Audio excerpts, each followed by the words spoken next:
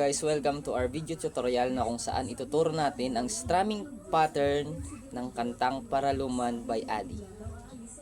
So ang una nyong gagawin po ay kunin ng inyong mga kapo at ilagay sa 5th fret. Sa mga hindi nga po pala nakakaalam ng 5th fret, magbilang lang po kayo ng 5 at ito po siya. 5th. 1, 2, 3, 4, 5. So dyan po natin ilalagay ang ating mga kapo. Natin mailagay ang ating mga kapo guys. Kung makikita nyo dyan sa screen, only 4 chords lang ang kantang Paraluman by Adi. So kayang-kaya nyo siyang tugtugin kahit na umabot kayo hanggang senior citizen. Joke lang po.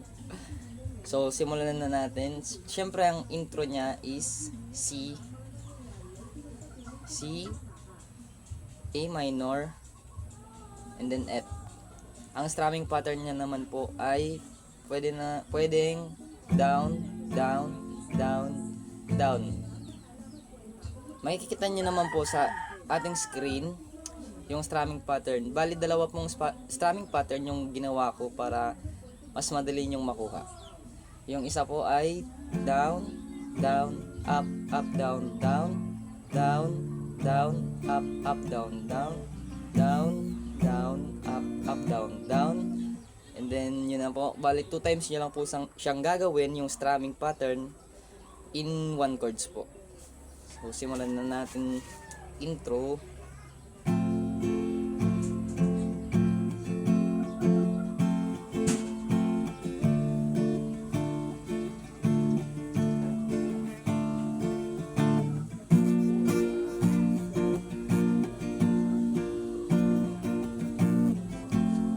Gawin po natin yung down.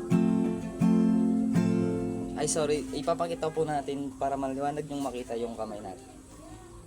Yung strumming pattern.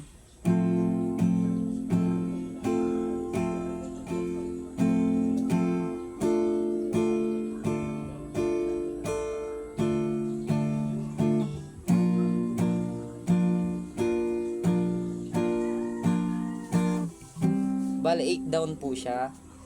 Then 8 down, 8 na down. 1, 2, 3, 4, 5, 6, 7, 8. 1, 2, 3, 4, 5, 6, 7, 8. 1, 2, 3, 4, 5, 6, 7, 8. And then sa mga nahihirapan naman po sa F, pwede naman po kayong mag-shortcut na lang with these chords po. Ang pipindutin nyo lang dyan ay 2nd string, 1st fret, then 3rd string, 3rd fret, and then ito pong dalawa, 5th string, 3rd fret, 4th string, 3rd fret.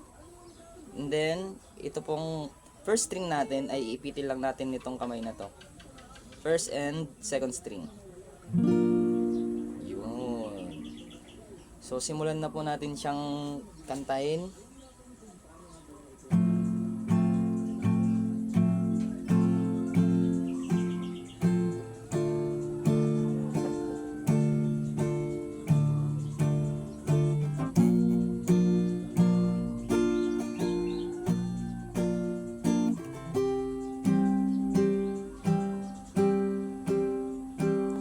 Ay sorry nga pala guys, yung G nga pala is gagawin natin siya in bridge. So simulan natin na sa verse version. Ang chords niya po ay 3 lamang. Meron lamang siyang chords na C, A minor, and then F po. Yan, makikita nyo naman po sa screen yung ating mga chords at ating strumming pattern. Then simulan na po natin siya. Sa unang pinigat ng maling, sa nagniningning mong mga mata, ika'y isang bituin na mula sa langit. So yun, bali sa last part po, depende na po yan sa inyo kung ilalagay nyo yung G, kasi 4 chords naman po siya, or pwede naman pong hindi. First verse po natin, dalawang beses nyo lang po siyang gagawin. Yung C, A minor, F, or depende na rin po kung idadagdag nyo kada last words yung G. No, punta na po tayong bridge, chorus. Yung bridge po is yung bridge bago mag-chorus. So kung makikita nyo naman po, walang pinagbago sa ating mga chords. Yung mga position lang po. Pero wala pa din naman pong pinagbago. Ganun pa din po yung chords niya, C, A minor, F, G. Kaso ang mangyayari lang po doon sa bridge is F, yung mauuna, then G, and C, A minor. So kantahan natin yung bridge, no, para talagang solid ba. Namumukhat ka ng aking ligaya sa tuwing ika'y palapit na. Hawakan mo ang aking kamay. So, and then chorus na po. Sa chorus naman po is katulad lang siya ng chords ng ating verse. Yun, C, A minor, and then F. So kantahan na din po natin siya, no. Alam kong madali lang to at alam kong makukuha nyo agad to, guys.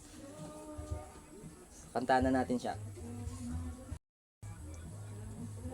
Para lumakayapin ng dapat, hinasa di mo inasahang para iso.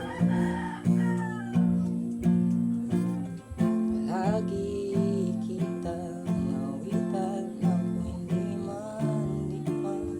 sawang di ka pababayaan, sasayaw kita hanggang sa walang hanggan. So yun guys, yun ulit-ulit lang po yun siya. Verse, ganun lang din po yung chords. Second verse, ganun lang din po. And then bridge, ganun lang din po yung chords niya. Walang magbabago kahit tumanda kayo, hindi magbabago yung chords niya.